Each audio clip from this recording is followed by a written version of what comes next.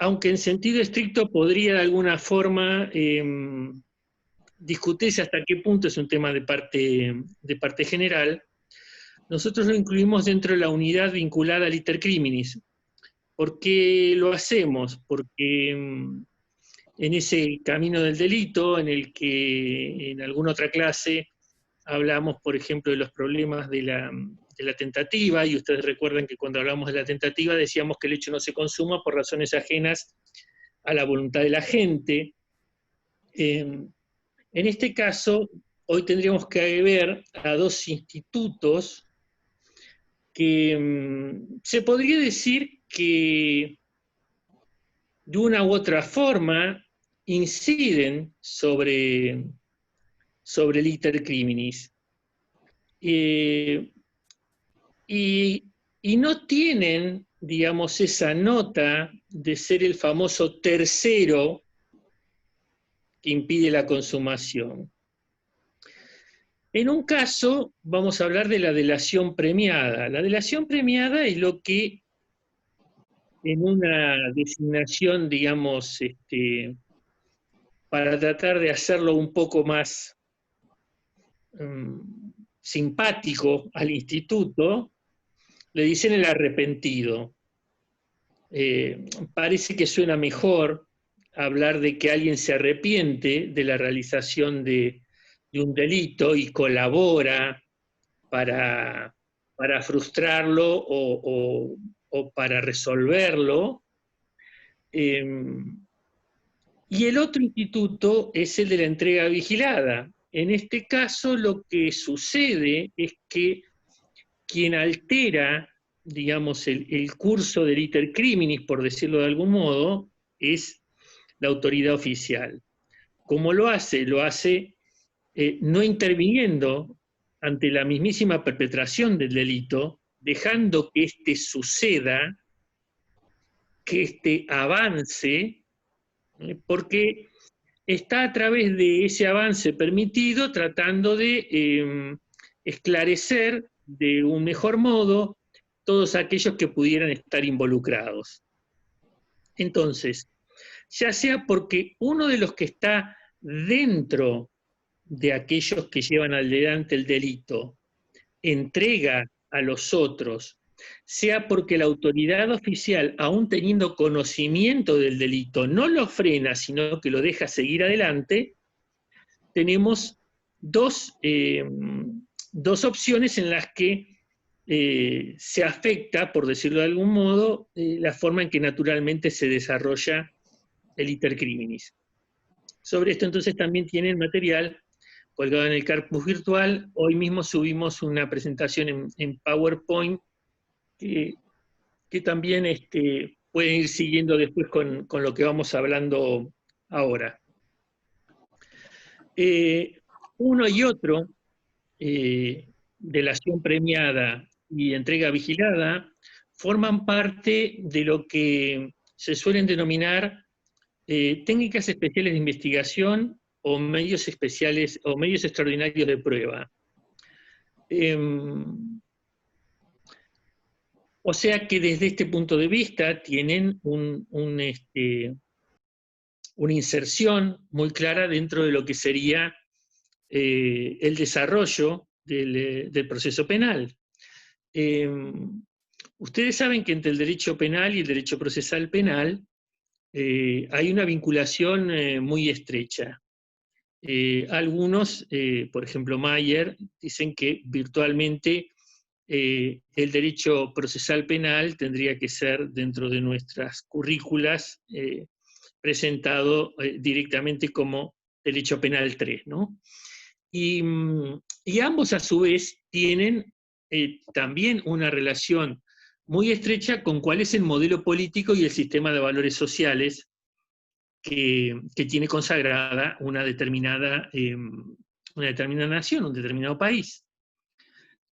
Caferata Nores, gran procesalista cordobés, dice que esto podría graficarse básicamente sobre la base de dos opciones.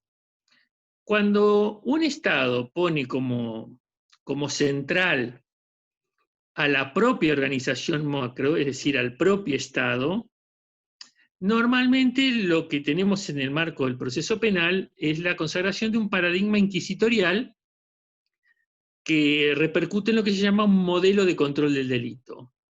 Mientras que cuando lo que está en el centro es el individuo, el ciudadano, entonces la correspondencia sería con el paradigma de un modelo acusatorio, digamos lo que llamamos un modelo del debido proceso.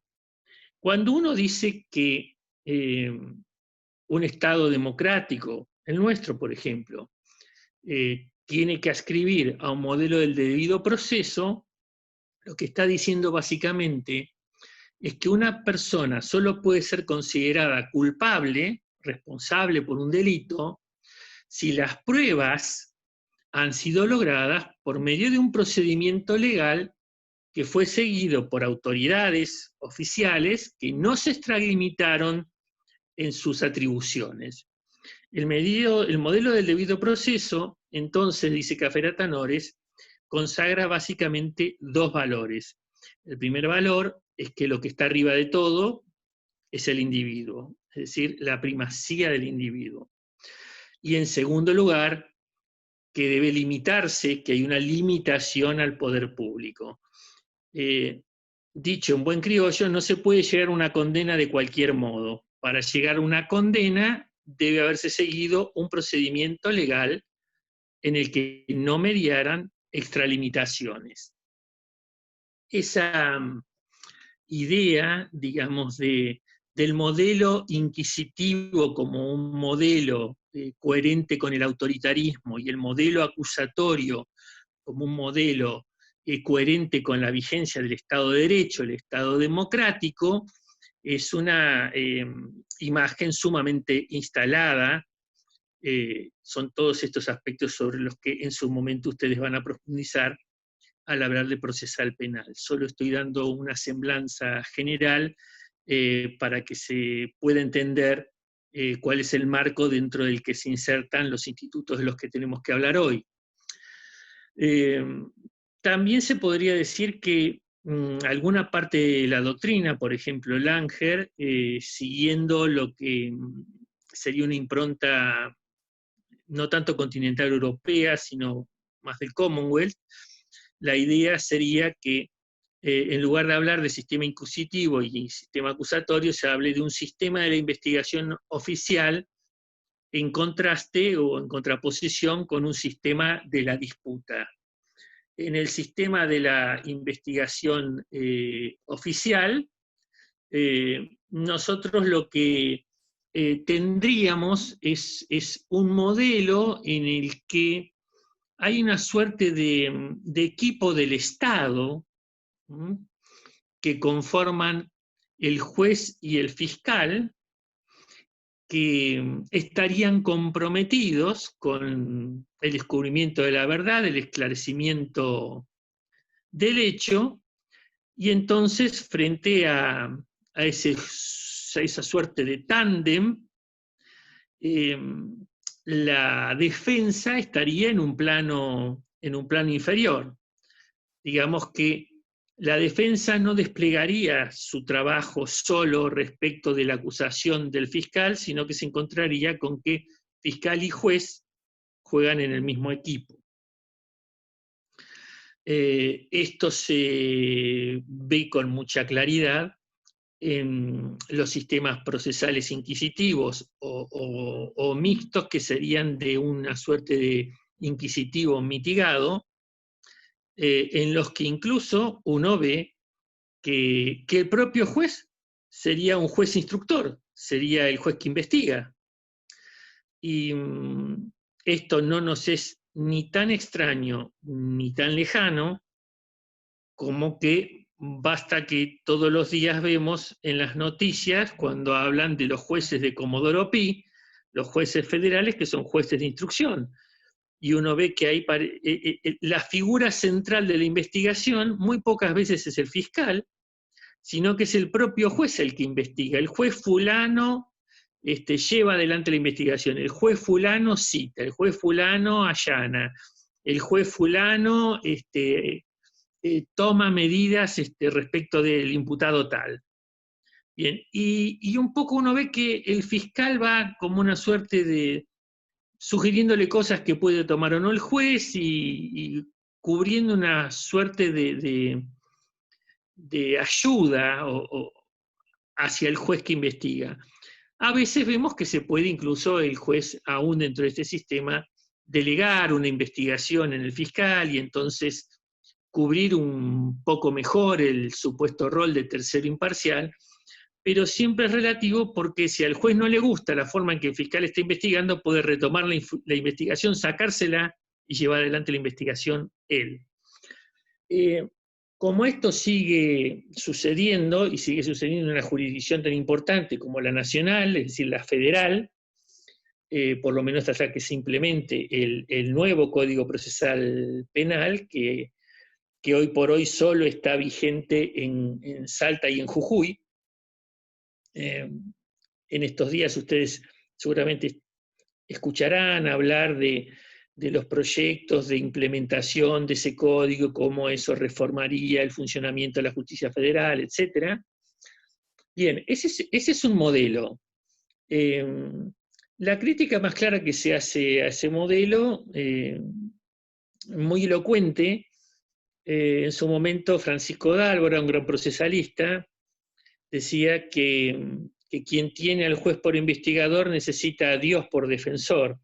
Es decir, si el que supuestamente te juzga es además el que te investiga, la posibilidad de defenderte, por cierto, es sumamente baja.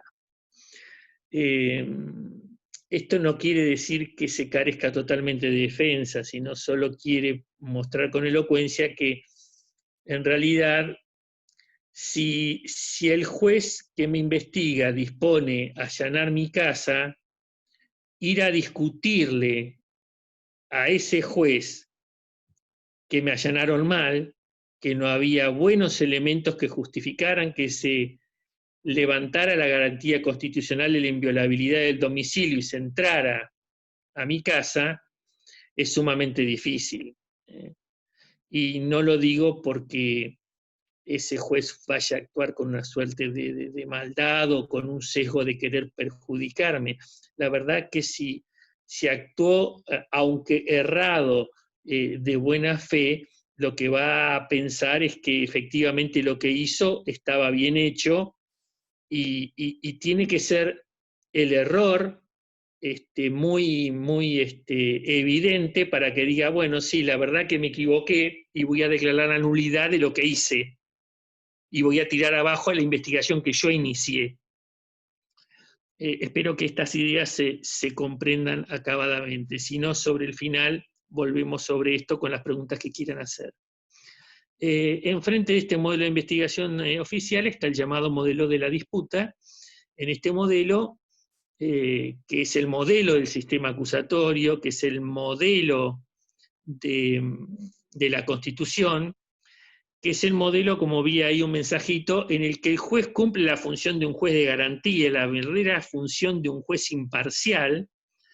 En el modelo de la disputa, fiscal y defensor están en un mismo plano de contraposición, y hay un tercero que debe resolver el conflicto entre esas partes, que es el juez. El modelo de disputa, entonces, es el modelo en que el juez cumple el rol que de verdad debe cumplir, que es el rol de ser el tercero imparcial. Yo tengo un conflicto, hay un conflicto entre quien me investiga y quien es investigado, y un tercero que va a resolver ese conflicto. Esta es una descripción muy básica. Cuando uno habla de un modelo acusatorio, Ferraioli nos dice que hay algunas notas que son las notas esenciales del modelo teórico, y después hay otras notas que responden más que nada a la tradición histórica, sobre todo en determinados lugares.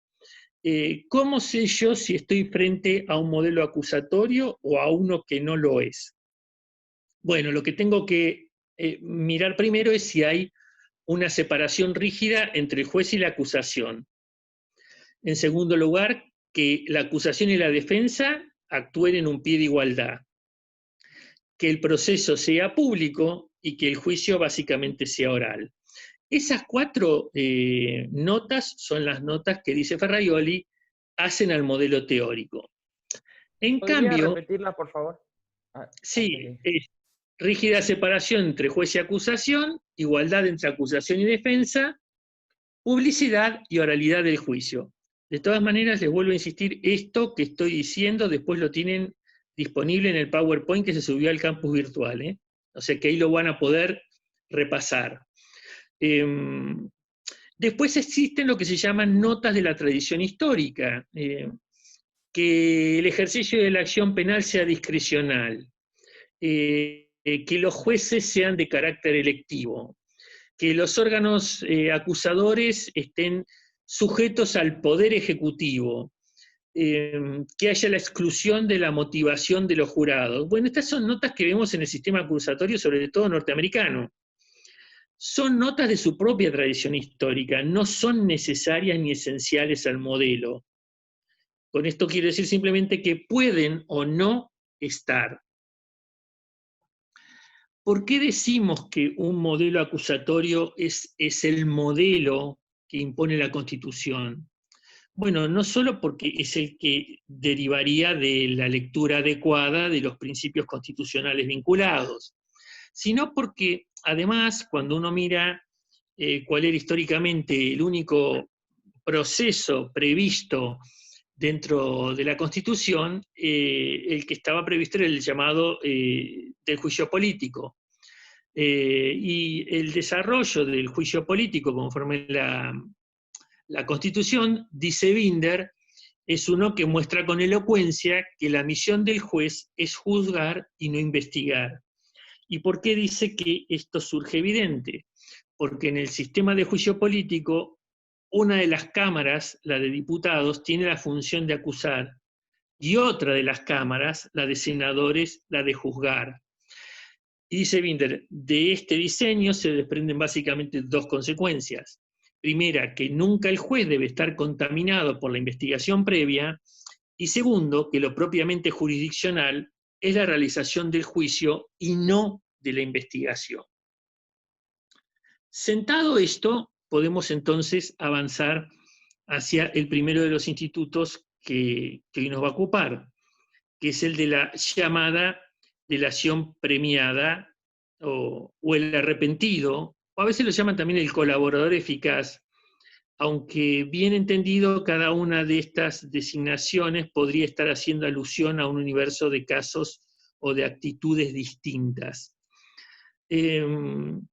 La idea de la delación premiada, digamos, toma carta dentro de la legislación argentina, básicamente a mediados de la década del 90, cuando se modifica el régimen penal de estupefacientes. Junto con la delación premiada y la entrega vigilada, que es otra de las instituciones que tenemos que ver hoy, hacen ingreso una serie de herramientas, como también el agente encubierto, el testigo protegido, la regulación de la denuncia anónima, bueno, varias cosas que configuran lo que algunos llaman una suerte de derecho penal premial. Se trata de institutos en los que el Estado procura respecto del ciudadano, en este caso del ciudadano imputado, que colabore a cambio de un premio. Por esto, algunos dicen que estamos frente a institutos propios del derecho penal premial. Y otros dicen estamos frente a un derecho penal negocial. ¿Por qué? Porque entre Estado e imputado se negocia colaboración a cambio de distintas formas de premio. Mayer, en el año 97, comentando la reforma, que era de un par de años antes, decía que con esa reforma del régimen de estupefacientes, en el que habían ingresado primero todos estos institutos, se había iniciado, él dice así, la audaz moda de fijarle precio a la supuesta verdad y pagar por ella. Esto que a mediados de los 90 era más que nada una crítica anticipada, es algo que en los últimos años nosotros hemos visto desarrollarse muchas veces, además con alto grado de irregularidad. No estamos frente entonces a algo que sea estrictamente novedoso, que responda a hace muy poquito tiempo, aunque hace muy poquito tiempo vemos pasar por los medios a distintos arrepentidos, delatores, etcétera, y determinadas causas parecen construirse sobre la base de gente que negocia decir cosas a cambio de algo. Esto en el derecho comparado tiene una historia importante e incluso se podría decir sin ningún lugar a dudas que si hay que buscarle la raíz más profunda, el momento histórico en que más se hizo uso de este tipo de institutos, hay que ir en la época del Santo Oficio, es decir, la época de la Inquisición. Todos estos institutos que estuve mencionando, al fin y al cabo, no son más que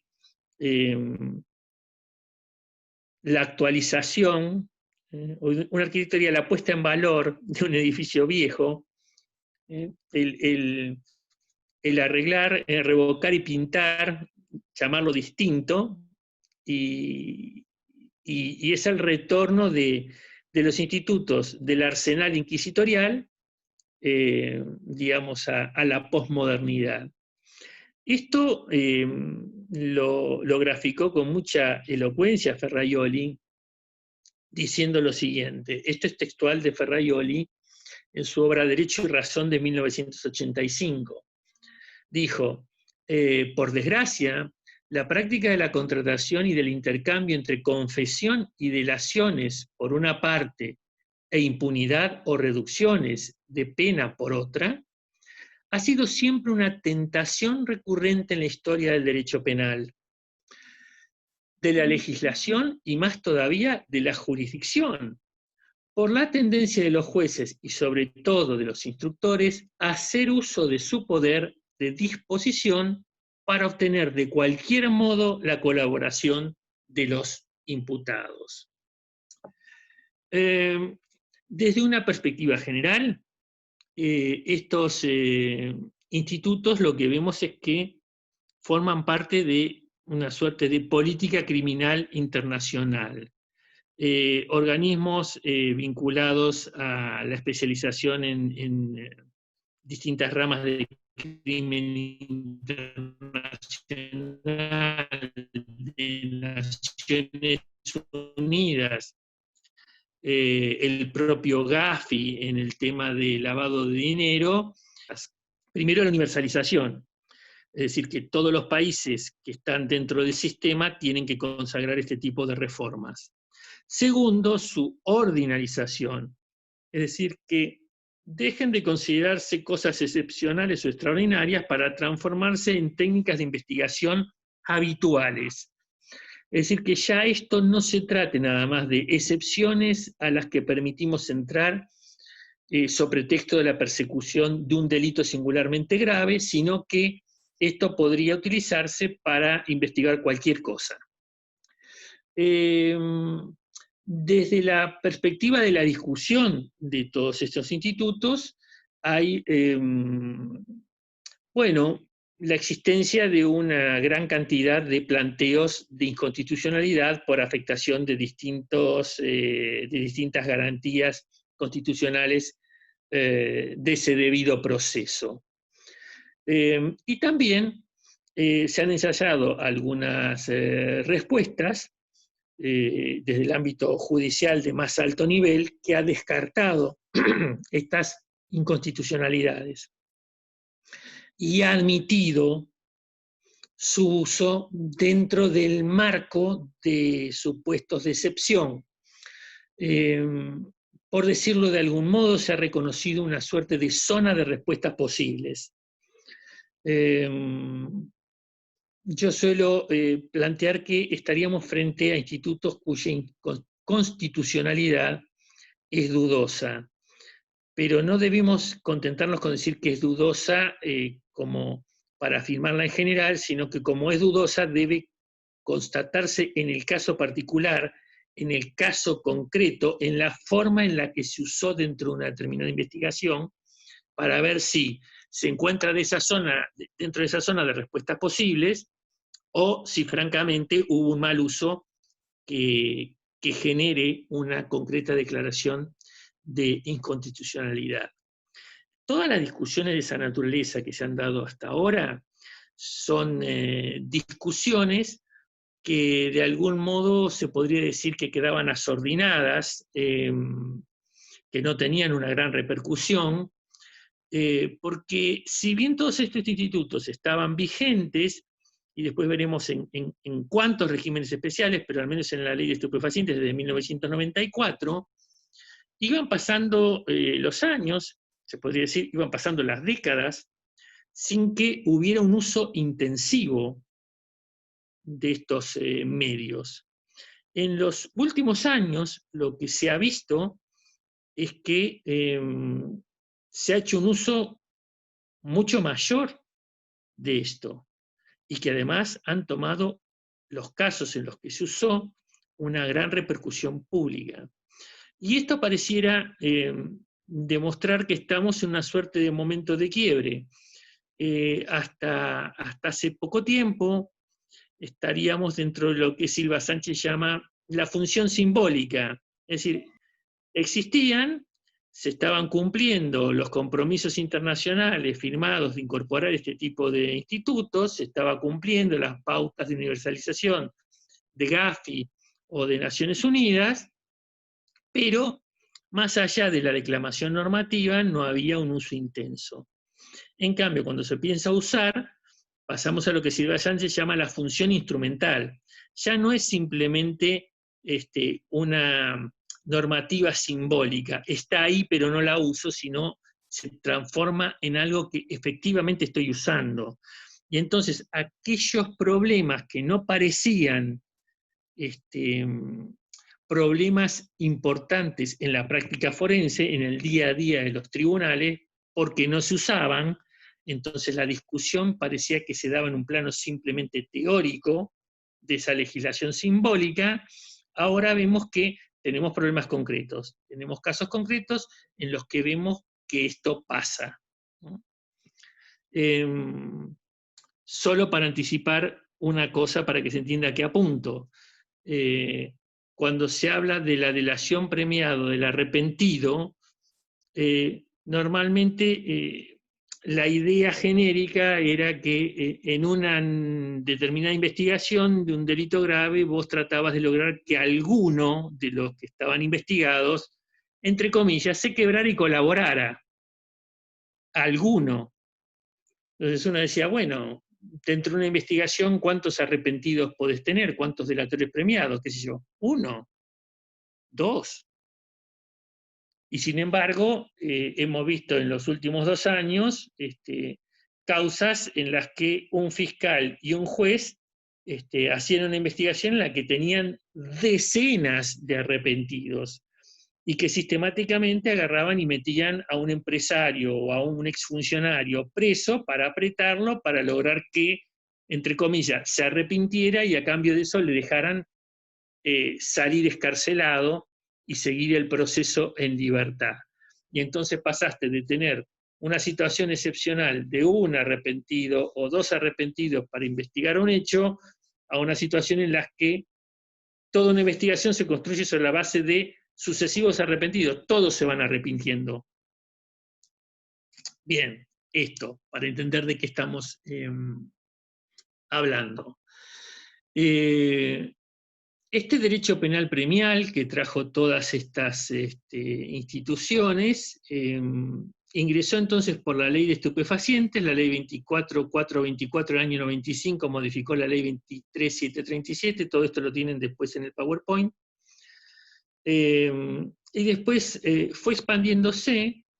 Una de las cosas que se advertía allá a mediados de la década del 90 era que una vez que entraba, como entró en la ley de estupefacientes, así como se pudo justificar diciendo, bueno, el narcotráfico es muy grave, entonces hay una asimetría de recursos entre delincuentes y Estado, las fuerzas policiales, los fiscales, los jueces necesitan contar con herramientas extraordinarias para perseguir lo que es un poder delictivo extraordinario. Bueno, bastó que entrara en uno para que después vaya pasando a otros delitos que también se podían identificar como singularmente graves. Entonces lo que empezó siendo una legislación de estupefacientes pasó también a conspiración para la rebelión o sedición y delitos contra la seguridad nacional, pasó al secuestro extorsivo, pasó a la trata de personas, pasó al lavado de activos de origen delictivo, al terrorismo, es decir, se fue expandiendo como si fuera una capa de aceite sobre una superficie de agua, y poco a poco va cubriendo todo. Y entonces lo que empezó siendo excepcional deja de serlo y se transforma en algo común, ¿no? Donde lo excepcional empieza a ser lo que antes era normal. Y entonces ustedes van a ver que hay una importante cantidad de leyes especiales que se van dando sucesivamente, en las que se fue regulando las normas de delación. Mientras se dio esta situación en la que había sucesivas leyes que iban ampliando el catálogo de delitos, lo que se pudo verificar era que se trataba naturalmente de una situación en la que había una gran dispersión, había desigualdad, porque a veces no había coincidencia ni en los requisitos ni en los premios, no se había trabajado en ningún caso en la modificación de las normas procesales que fueran necesarias para aplicar el instituto, y entonces se provocaba entre los distintos regímenes especiales una serie de incoherencias comparativas.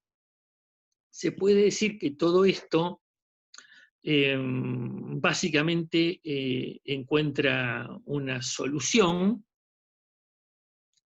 a fines de 2016. ¿Por qué? Porque a fines de 2016, en el mes de noviembre, para ser precisos, salen dos leyes.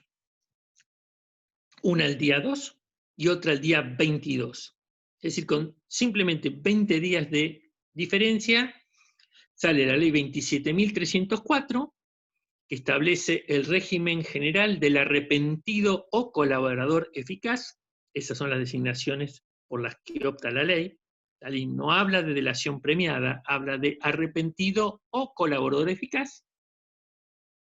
Y la ley 27.319, que es la ley de investigación, prevención y lucha contra los delitos complejos.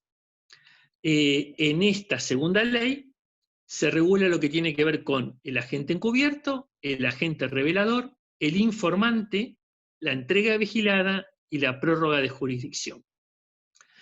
En la segunda ley se fija cuáles son los principios que deben regir la aplicación de estos institutos. Y se dice, es el artículo primero, segundo párrafo, que el uso de estos institutos se rige por los principios de necesidad, razonabilidad y proporcionalidad. Y en el artículo 12, tercer párrafo, se dice que el criterio de interpretación acerca de estos institutos debe ser necesariamente restrictivo. Aunque la ley del arrepentido colaborador eficaz no dice nada, hay consenso en que estas ideas que sí tiene la ley de investigación, prevención y lucha contra la criminalidad compleja, rigen.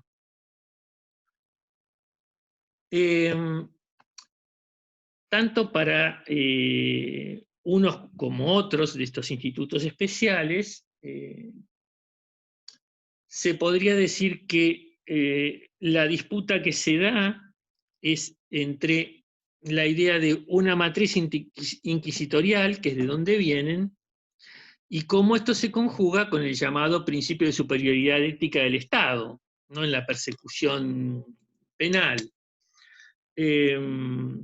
Aquella discusión que suele graficar el profesor Zaffaroni cuando habla del maleus magnificarum y el directorium inquisitorium, digamos, el martillo de las brujas, el manual del Santo Inquisidor, y la cautio criminalis, que es la respuesta un par de siglos después hacia el maleus. La idea general, uno podría decir que es la siguiente. Dentro de un proceso penal, la relación entre ciudadano y Estado es una relación de contradicción. Esa es la relación natural. El Estado va a querer, digamos, aplicar su poder punitivo y el ciudadano va a ejercer todas sus posibilidades de resistir la concreción de poder punitivo. Esta es la forma natural de darse las cosas. De hecho, por eso a la acusación incumbe la prueba de culpabilidad y no a la defensa la prueba de inocencia. Ahora, dentro del llamado derecho penal premial, lo que se procura de alguna forma es romper esa relación natural, esa relación de contradicción, y reemplazarla por otra, que sería la de la cooperación o colaboración. Se busca, digamos, que el ciudadano, el investigador, no resista la pretensión del Estado, sino que coopere o colabore para que se concrete. Estos institutos, cuando uno ve su regulación, lo que se puede encontrar es con que no es demasiado fácil generar a veces las distinciones, y en algún punto hasta hay una suerte de solapamiento, de superposición de unos con otros. Por ejemplo, el famoso confidente policial. Es decir, ese buchón que le tira el dato al policía sobre algo. Ese es el que llamamos confidente técnicamente, ¿no? Si este confidente, digamos, se mantiene en el tiempo, digamos, es habitual, se da entonces una nota de permanencia, sigue órdenes del policía, el policía lo supervisa, pareciera que ya no solo es un mero confidente, un datero, sino que se transforma en una suerte de agente encubierto particular sin ocultamiento de identidad.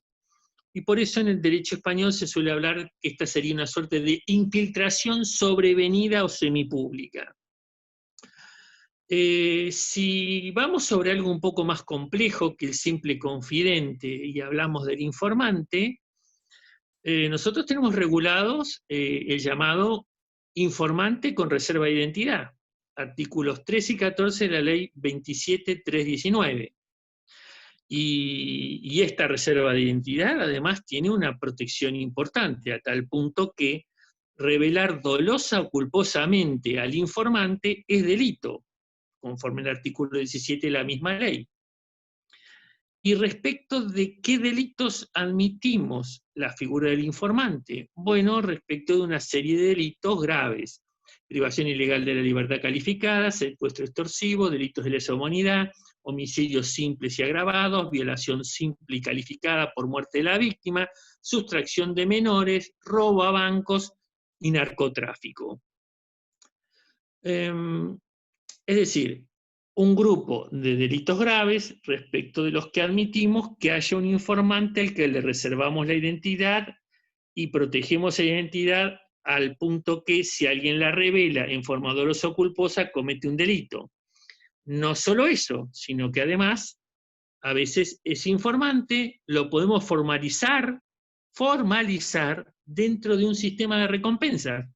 Y hay varias leyes que lo establecen: la 25.765 de 2003, la 26.375 de 2009, la 26.580 de 2009. Si se crean sistemas de estímulo hacia la proporción de información,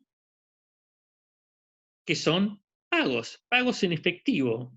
Y cada tanto vemos que nos dicen que si alguien proporciona información que permite esclarecer tal hecho, le vamos a dar tanta plata, ¿no?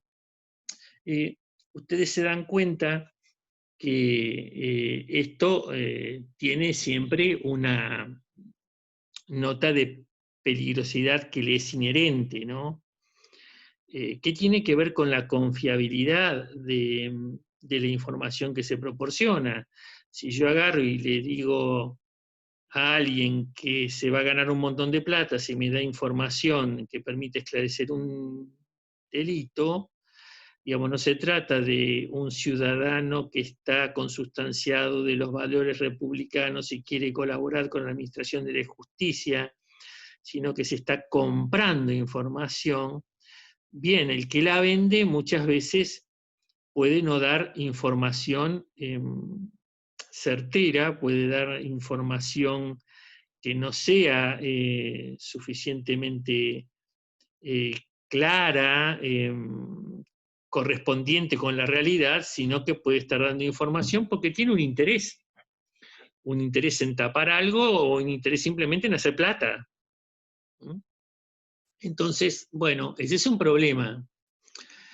Cuando uno habla del aporte del informante, es un aporte que es para iniciar o guiar una investigación. ¿Y qué es lo que aporta? Aporta datos, informes, testimonios, documentación o, dice la ley, cualquier otro elemento o referencia para la detección de individuos o organizaciones dedicadas a la planificación, preparación, comisión, apoyo o financiamiento de los delitos que contempla la ley. Además, debemos tener en cuenta que hay posibilidades de denuncia anónima y denuncia con identidad reservada. El aporte, en cambio, del delator se vincula con datos o información que contribuyan ¿a qué? A evitar o impedir el comienzo, la permanencia o la consumación de un delito. Es decir,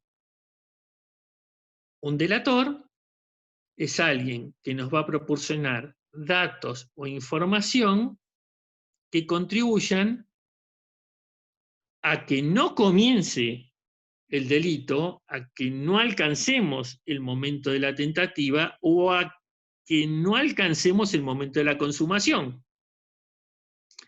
También puede dar datos e información que contribuyan a esclarecer el hecho objeto de investigación u otros conexos, ahí podemos estar hablando de cosas que ya se consumaron, a revelar la identidad o el paradero de partícipes en sentido amplio, a lograr un avance significativo en la investigación o el paradero de las víctimas privadas de su libertad, piensen en un secuestro, por ejemplo, a averiguar el destino de los instrumentos, bienes, efectos, productos o ganancias del delito, y finalmente, indicar las fuentes de financiamiento de organizaciones criminales involucradas en los delitos que contempla la ley. Todo este tipo de aportes puede dar. ¿Cuáles son los delitos? Bueno, la ley 27.304 tiene un catálogo. Este catálogo incluye figuras vinculadas al narcotráfico, figuras vinculadas a los contrabandos calificados, figuras vinculadas al terrorismo, figuras vinculadas a algunos de los delitos contra la integridad sexual, secuestros extorsivos, trata de personas, asociaciones ilícitas, algunos delitos contra la administración pública y los delitos contra el orden económico y financiero. La ley 27.319, es decir, la que trae todos los institutos menos el delator, tiene los mismos delitos, salvo los del inciso H. Los del inciso H son los delitos contra la administración pública, lo cual no deja de ser curioso, ¿no? Que justamente los delitos contra la administración pública no se permite otra cosa que no sea el delator. Pero bien, además, hoy tenemos... Sí.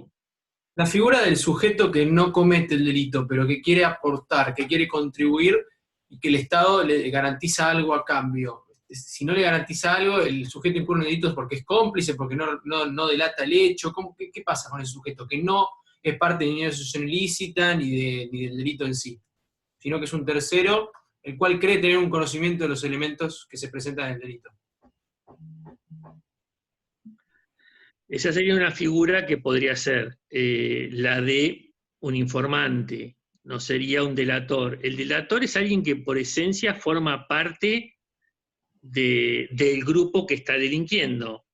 Por eso le decimos que es un arrepentido, es un partícipe del delito que, entre comillas, se arrepiente.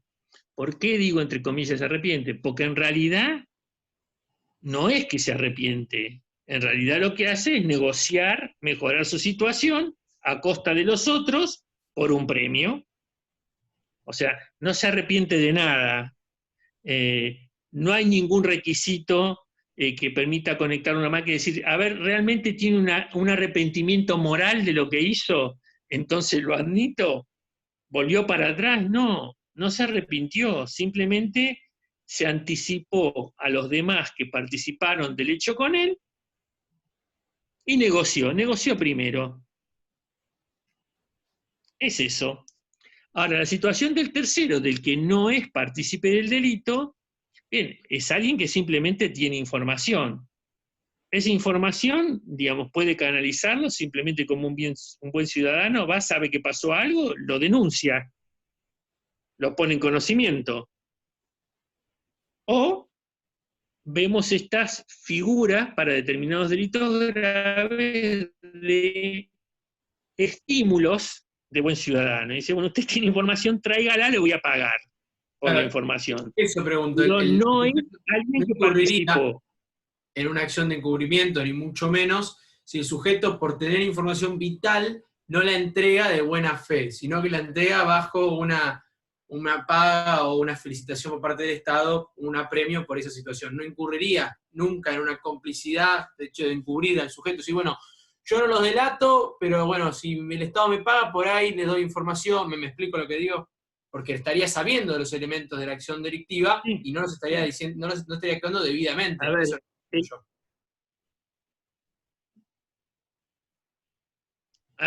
hay que distinguir momentos. ¿Por qué? Si uno quiere tener en claro si está frente a un encubridor o no, básicamente quien encubre es alguien que realiza su actividad, su conducta, es una conducta posterior al delito. Es algo que pasa después. El delito sucedió y yo lo tapo. Y van a ver en el 277 que hay distintas formas de tapar el delito. En cambio, en lo que estamos hablando, digamos, un informante o un delator son gente que podría estar en una intervención que es previa a la consumación, incluso a veces podría ser previa al inicio de la fase de ejecución. Entonces, digamos que respecto de la conducta nos interesa están en momentos distintos. Eso como un criterio para deslindar. También vemos hoy, a partir de una ley posterior a esta que estamos hablando, que es la 27401, que es de fines de 2018, si mal no recuerdo, tenemos una posibilidad también de negocio, que es un acuerdo de colaboración eficaz con las personas jurídicas. Ya no solo un negocio con personas físicas, sino con personas jurídicas, para determinados hechos vinculados a los delitos de cohecho y tráfico de influencias nacional y transnacional, negociaciones incompatibles con la función pública, la concusión, el enriquecimiento ilícito de funcionarios y empleados y los balances e informes falsos agravados. Para este tipo de delitos se admite, digamos, el acuerdo de colaboración eficaz. En este caso, lo único que me interesa ahora señalar o hacer hincapié es que no forma parte del mismo universo de problemas que uno encuentra dentro de la figura del delator. ¿Por qué no forma parte del mismo universo de problemas? Porque allí sí pareciera que se está plasmando lo que podríamos llamar una colaboración eficaz. No se trata de un partícipe que entrega a los otros partícipes, sino que en este caso lo que pasaría es que la persona jurídica, a partir de su propia actividad de auditoría interna, a partir de sus propios mecanismos de prevención del delito, funcionan, conoce de un delito que se está realizando aprovechando de esa estructura, y entonces va y ese resultado, ese conocimiento del delito, lo pone, digamos, lo expone ante las autoridades públicas, y lo que se da allí es una suerte de negocio en procura del premio, que sería quitarle la responsabilidad a la persona de existencia ideal por los hechos conocidos a partir de su propia actividad dentro de su estructura.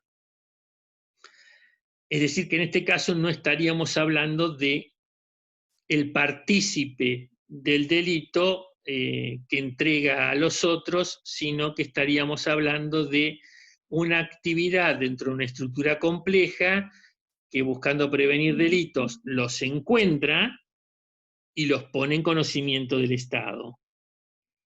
Y por esa suerte de sistemas de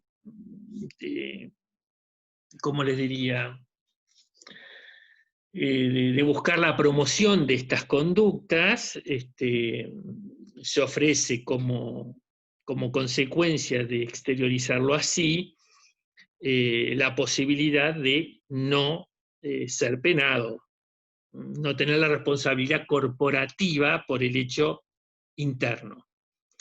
Bien, volvamos a la situación de ese colaborador eficaz. No es colaborador eficaz, ese arrepentido o delator premiado. La ley, esta, la 27306, lo que nos ha traído entonces es una unificación de régimen, y lo que podemos ver es que hay incluso normas procesales que antes en las regulaciones particulares no las teníamos. Entonces, entre otras cosas, nos dicen que los actos de colaboración hay que registrarlos, y hay que registrarlos por medios técnicos que permitan después la reproducción de ello. Por eso habrán visto que ya se ha desplegado alguna discusión en su momento con alguna causa mediática en torno a decir, acá se obtuvieron testimonios, dichos de colaboradores arrepentidos, y en lugar de grabarlos, de filmarlos, se tomaron declaraciones por escrito que no permiten reproducir realmente los términos en los que la colaboración se produjo.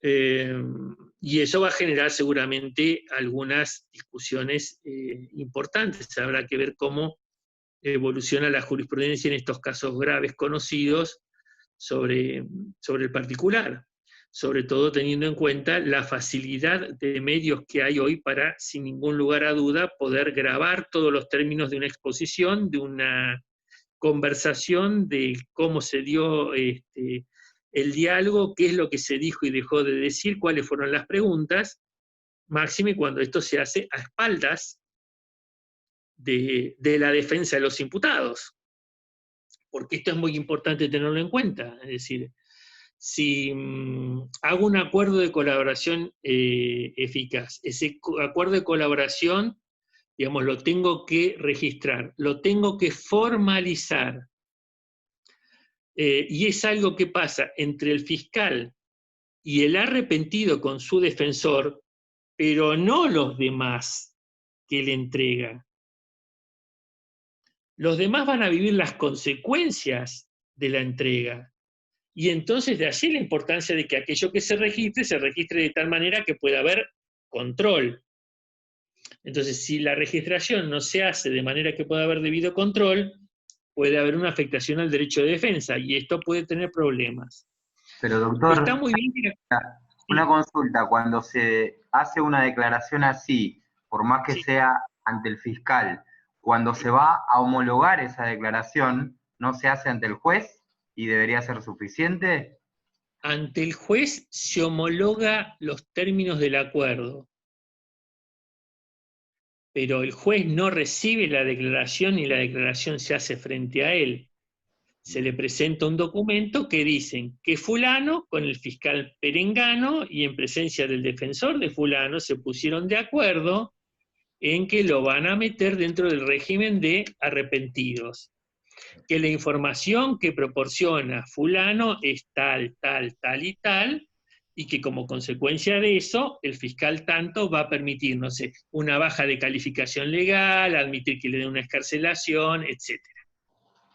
Entonces se va a hacer un documento que le va a decir eso, y ese documento se le va a presentar a homologar al juez. ¿Y el juez qué es lo que va a tener que verificar? Va a tener que verificar que fue voluntario el consentimiento por parte del imputado a participar de ese negocio.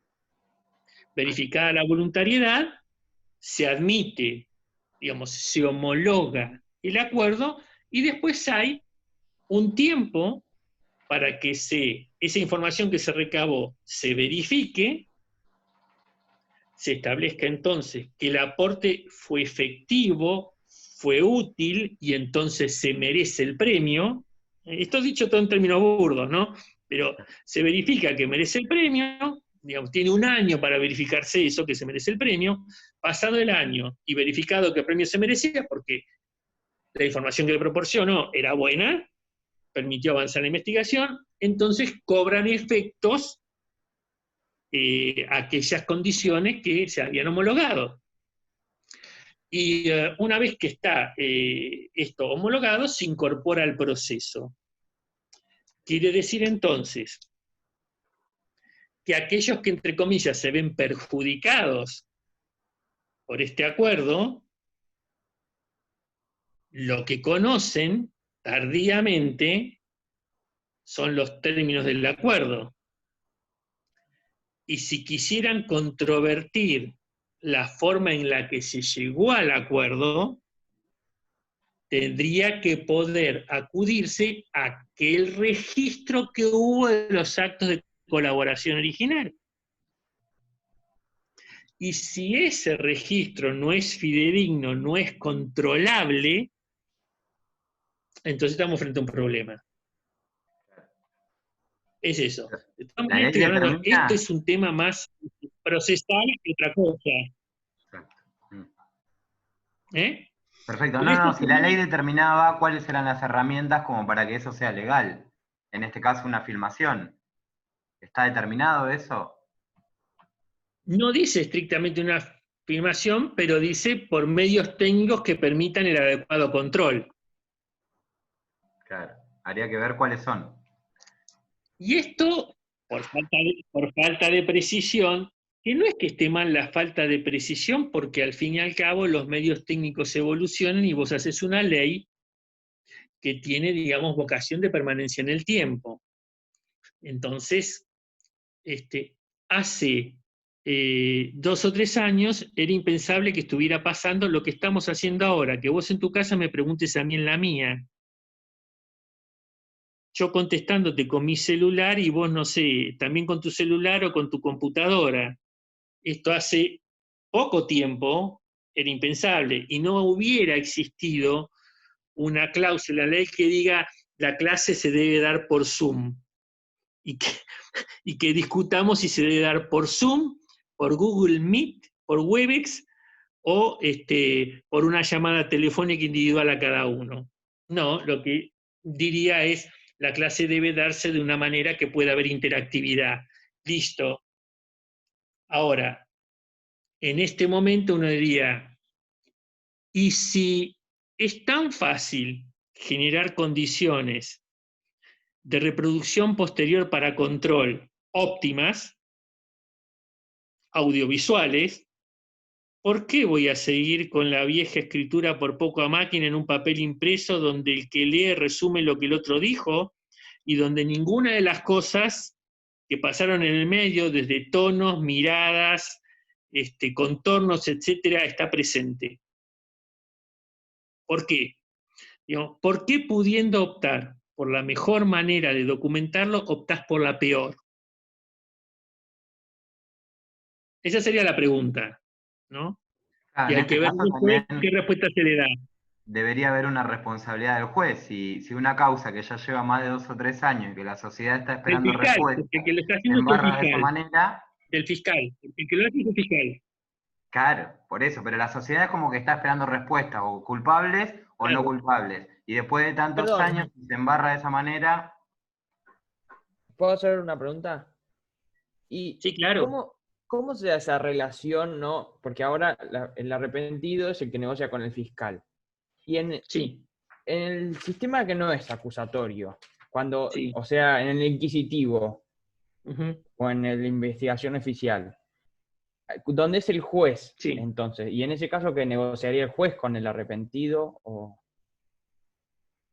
Claro, de todas maneras, aún dentro del marco de sistemas inquisitivos, en general las leyes especiales atendían a esta idea de que el juez no se mezclara en el negociado, pero podía darse, y de hecho nosotros tenemos un caso tristemente célebre, en el caso de la investigación del atentado de la AMIA.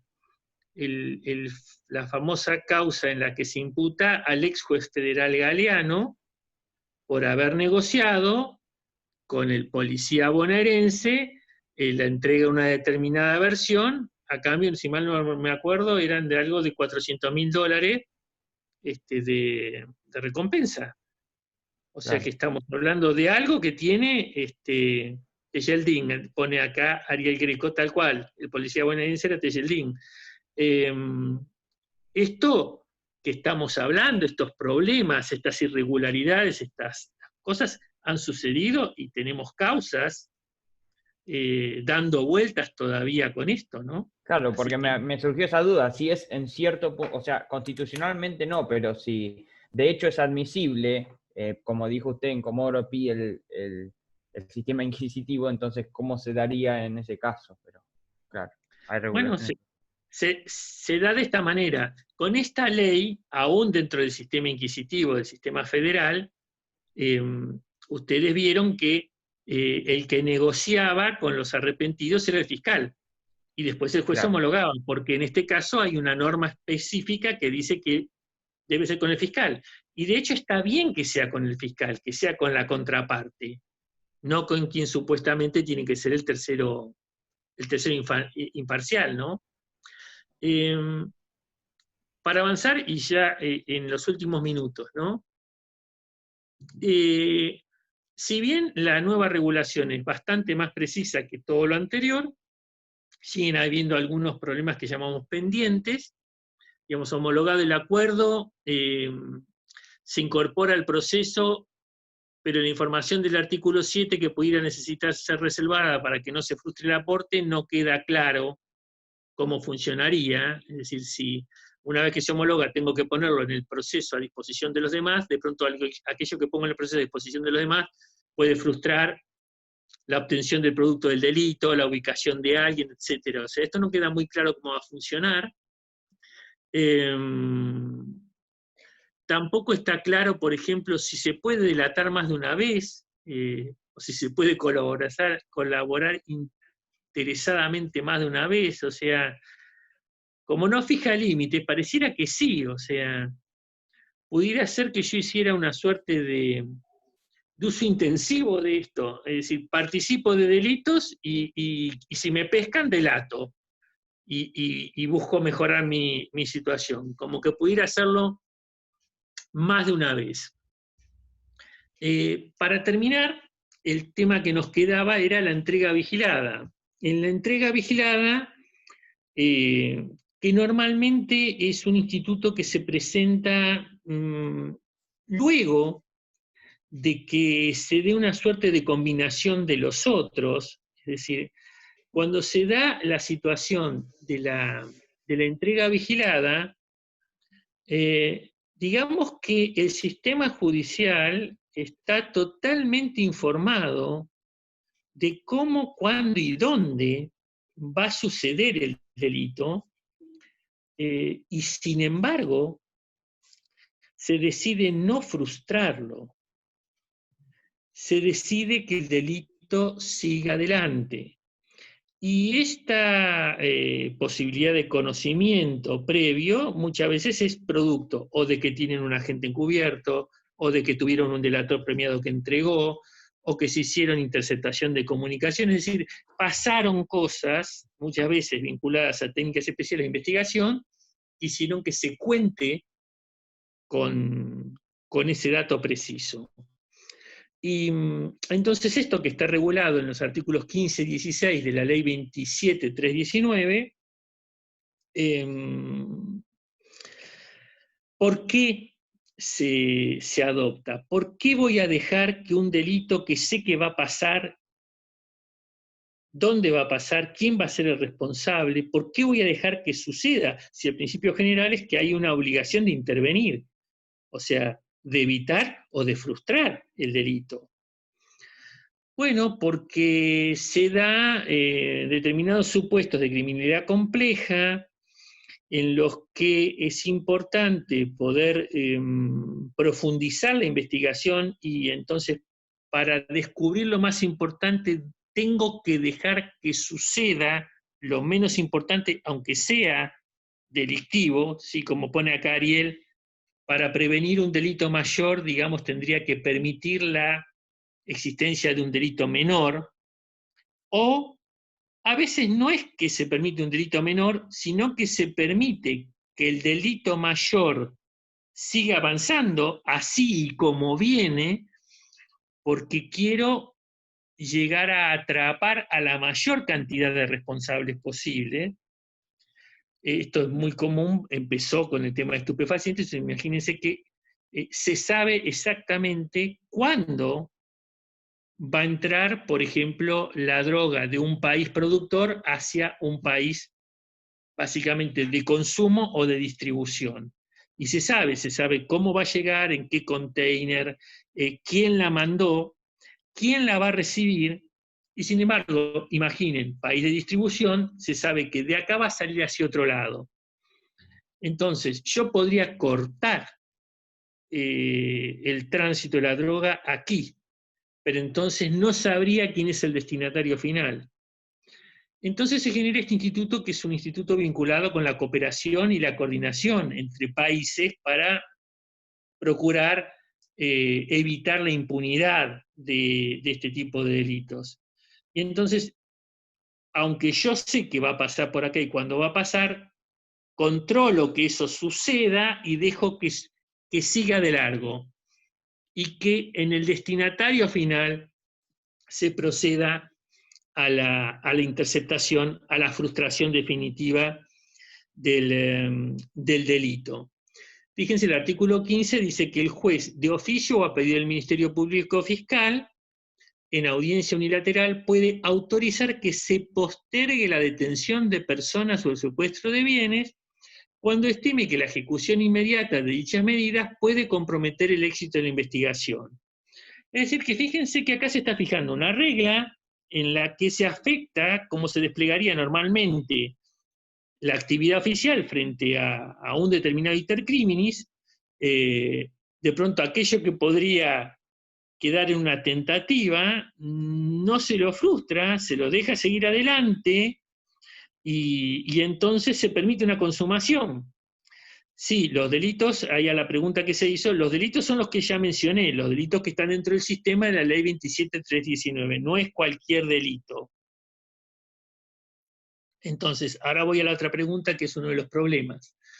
Dice, el juez puede incluso suspender la interceptación en territorio argentino de una remesa ilícita y permitir que entren, circulen o salgan del territorio nacional sin interferencia de la autoridad competente y bajo su control y vigilancia, con el fin de identificar participantes, reunir información y elementos de convicción necesarios para la investigación, siempre y cuando tuviera la seguridad de que será vigilada por las autoridades judiciales del país de destino. Esta medida deberá disponerse por resolución fundada.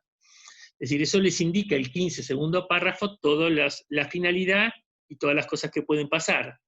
Finalmente, el 16 les dice que el juez podrá disponer en cualquier momento la suspensión de la entrega vigilada y ordenar la detención de los partícipes y el secuestro de los elementos vinculados al delito, si las diligencias, esta es la respuesta a la última pregunta, si las diligencias pusieran en peligro la vida o integridad de las personas, o la aprehensión posterior de los participantes del delito, sin perjuicio de que, si surgiere peligro durante las diligencias, los funcionarios públicos encargados de la entrega vigilada apliquen las normas de detención establecidas en los casos de flagrancia. Es decir, si realmente en el curso de la entrega pasara algo por lo que alguien fuera a ser dañado, puesto en peligro su vida, su integridad personal, por supuesto que allí cede ante el valor superior, vida, integridad personal, el valor menor que es esclarecimiento más acabado del delito. Y entonces ahí la entrega vigilada, digamos, termina. Nosotros lo que no tenemos regulado, que en el derecho comparado sí se ha visto, nosotros tenemos lo que se llama regulado una entrega controlada pasiva. Es decir, sabemos que viene, miramos por dónde viene, controlamos cómo se va, aseguramos que en el eslabón siguiente el otro país la siga. Pero no tenemos lo que se llama entrega controlada activa, que es el supuesto de suplantación. Hay países, por ejemplo en Francia, donde lo que se haría sería, yo sé que están mandando, qué sé yo, tantos kilos de cocaína, y que los están mandando en tal container. Y entonces, en un sistema de entrega controlada activa, lo que yo podría hacer es abrir el container, sacar la cocaína verdadera, poner algo que suplante la cocaína, volver a cerrarlo de manera que parezca que no fue alterado, y entonces mandar a que siga lo que sería una sustancia inerte, y cortar acá mismo en el primer momento la droga. Parece un sistema mejor desde el punto de vista del aseguramiento de que el seguir adelante no termine haciendo que se pierda la cosa, pero podríamos decir que ciertamente es algo no tan fácil de hacer. Hay que tener en claro, esto lo van a ver mejor en su oportunidad cuando estén en procesal penal, que permitir que siga no es una modalidad de un principio de oportunidad, sino que simplemente es una modalidad de cooperación o coordinación internacional. Una pregunta, un interrogante teórico que se ha planteado, si ustedes quieren, de alguna forma vinculado con la última pregunta que me apareció en el chat, hay una tesis que dice que la entrega vigilada sería un supuesto de provocación por omisión. Digamos, lo vincula con el problema del agente provocador. Yo lo que entiendo es que para los que hablan de provocación por omisión, se está introduciendo una tesis que, por decirlo de algún modo, es forzada. Entiendo que es inadecuada, no es un supuesto de provocación por omisión. Y básicamente creo que no lo es porque pasan dos cosas que no pueden ignorarse. Primero, que quien está vigilando lo está haciendo respecto de una conducta ilícita que fue asumida en forma autónoma y libre por quien es vigilado. Justamente para que la técnica sea eficaz, el vigilado no tiene que saber que lo están vigilando. Y desde este punto de vista no se puede decir que haya una provocación por el vigilador.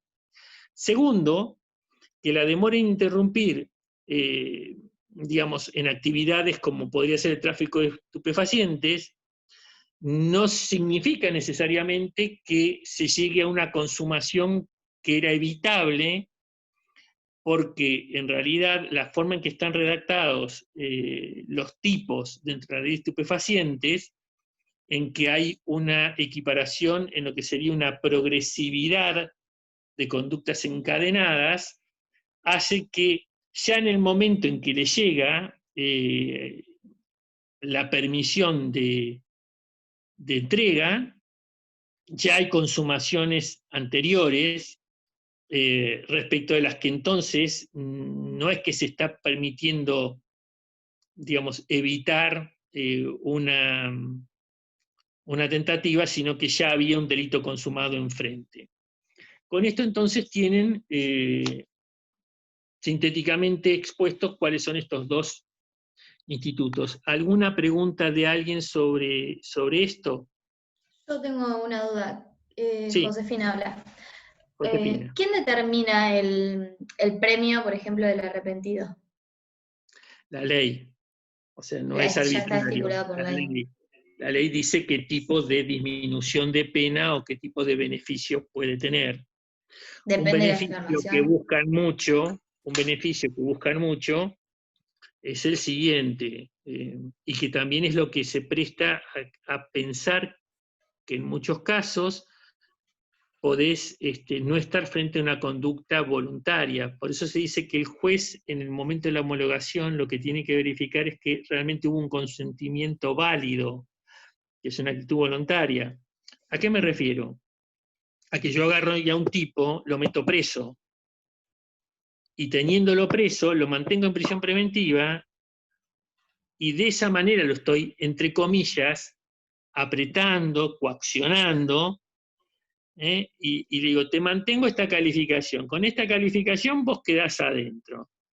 Ahora, si vos me entregás a los que participaron con vos, la pena que te corresponde es una pena disminuida a la escala de la tentativa. Y si te disminuyo la pena a la escala de la tentativa, entonces el delito es excarcelario y yo te voy a dar el consentimiento como fiscal para que te excarcelen. Y la ley prevé que en ese caso, aunque el beneficio, digamos el premio, se goza al final, con la sentencia, esas proyecciones, por ejemplo, para la excarcelación, se pueden gozar antes. Okay. Entonces muchas veces pasa eso. Claro, le permite como encubrir que el fiscal lo termina decidiendo. O sea, apoyado en la ley, pero lo usa el fiscal. Los que critican fuertemente estos mecanismos dicen que en realidad, y esa es la base, digamos, es donde se reconoce el origen que se les atribuye inquisitorial.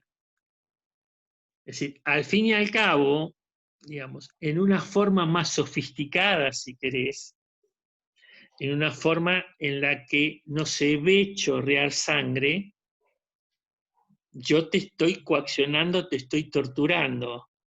Te meto adentro de un penal y te dejo en ese penal en remojo hasta que vos te aflojes y me digas lo que yo quiero. Antes te metía en el potro, bueno, ahora no te meto en el potro y te estiro las coyunturas, sino que te dejo en un lugar que está hacinado, con malas condiciones, te mezclo con un grupo de gente que vos quieras salir corriendo de ahí y estés dispuesto a decirme cualquier cosa con tal de irte. Sí, juega con la psiquis, claramente. Sí, de igual manera, la persona no solo es con la inocente. psiquis, ¿no? Con el cuerpo. Sí, El cuerpo también. está dentro del penal, no la psiquis, ¿eh? Igualmente la persona no es inocente, es decir, tiene la probabilidad de ser sentenciado, se le está dando una oportunidad, pero no deja de estar detenido con una preventiva porque hay pruebas para que esté así. A ver, es un partícipe del delito. Es tratar de Hay una aflojar a un grupo, que película, uno del grupo afloje y caiga el pez gordo, diríamos. bueno, a ver, supuestamente el pez chico te entrega el pez gordo. Digamos que un límite de la delación es, digamos que tiene que ser en sentido vertical ascendente. Claro, el O sea, mejor el que está ejemplo es el FIFA abajo gay. me entrega vertical ascendente, el que está abajo me entrega el que está arriba. En un punto extremo se puede, digamos, admitir que en determinados casos me entrega en sentido horizontal a alguien que por lo menos dentro de la cadena esté en su mismo nivel. ¿Cuál es el problema de esto? Que en realidad cuando vos negociás, muchas veces no está en claro que con el que vos negociás es realmente el pichi que te entrega el gordo. ¿No? Como vos no lo sabés, bien puede ser que el gordo te entrega el pichi. El pichi, por algo es pichi. Es pichi y como es pichi no sabe nada. El que maneja la organización no llama al último eslabón a contarle cuáles son sus planes. Entonces, en realidad, cuanto más arriba estás en mejores condiciones de negociar, porque vos sos el que tiene la información. Y cuanto más abajo estás en peores condiciones de negociar, porque menos información disponés para hacer el negocio. Entonces, este problema estructural que tiene el instituto es contradictorio. Es una película maravillosa que se llama Los sospechosos de siempre, que lo marca, pero con una elocuencia increíble. Recomiendo fuertemente que miren Los sospechosos de siempre. Es una muy buena película, es muy entretenida, y allí lo que van a ver es cómo funcionan todos los problemas del delator. No digo nada más porque no quiero spoilear la película, no quiero que pierdan disfrutar de una película tan buena, pero miren Los sospechosos de siempre y van a ver estos problemas. ¿Alguna otra pregunta?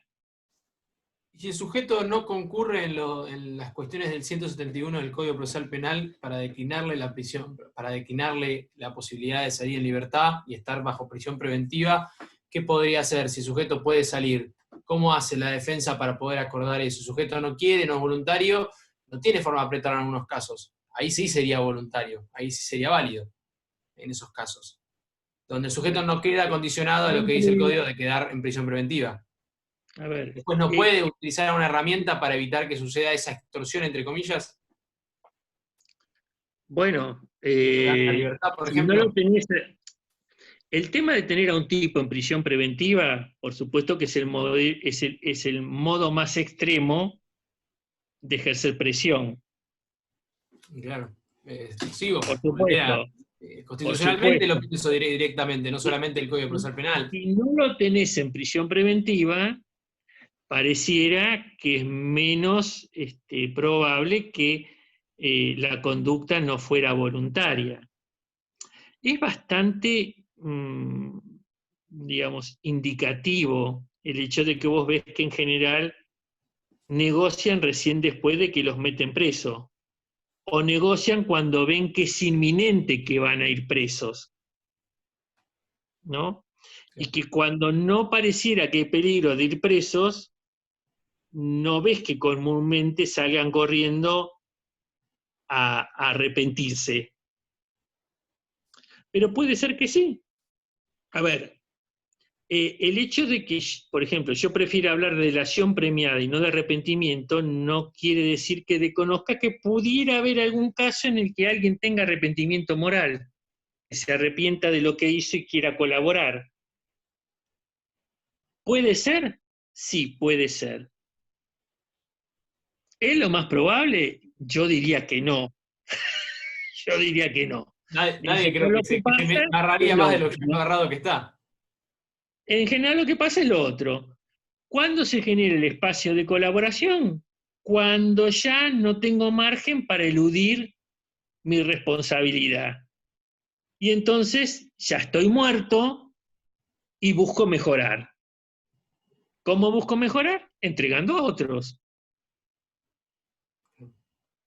Bien, desde el punto de vista de lo moral, el Instituto de Moral tiene poco, ¿no? Digamos, es la institucionalización del buche, el que entrega a los otros. Eso que va tan contra nuestra cultura que nosotros normalmente vemos muy mal al buche. En general, digamos, no hablemos solo del delito, sino el que te manda al frente. En una cosa que no es un delito, al buchón no nos gustan los buchones. Bueno, esta es la institucionalización del buche. Es un buche por premio, o sea, te entrega beneficiándose. Si se quiere, todavía peor catadura moral de buche que el buche común. Bien, si les parece, ya estamos en tiempo, y si no hay ninguna pregunta.